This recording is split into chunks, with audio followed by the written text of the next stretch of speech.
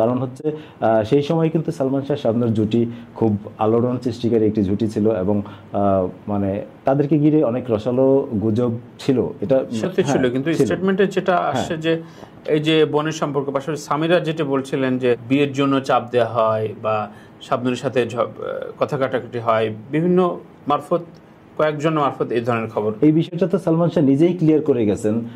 উনি মারা যাওয়ার আগের সময়টায় যখন এই নিউজটা হয়, তখন কিন্তু উনি মিকাডো চাইনিজ সেন্টারে একটা সংবাদ সম্মেলন করছিলেন, এবং বিস্তারিত উনি নিজেই বইলা গেছেন। তো সেইটার সেই বইলা যাওয়ার মানে বিষয়টা কি মানে একেবারেই ফেল না? ওনার বক্তব্য যেটা, সেটা তো উনি তখন সংবাদ সম্মেলনে বলছেন, এবং সেই সংবাদ সম্মেলন যিনি আয়োজন করছিলেন নেপথ্যে যে ভদ্রলোক ছিলেন দুলাল খান, উনি তো জীবিত আছেন, উনিও সেই মানে বিষয়টা জানেন, তখনকার এই সংবাদ সম্মেলনের আয়োজন বা এই পুরো গল্পটা কিন্তু উনিও জানেন।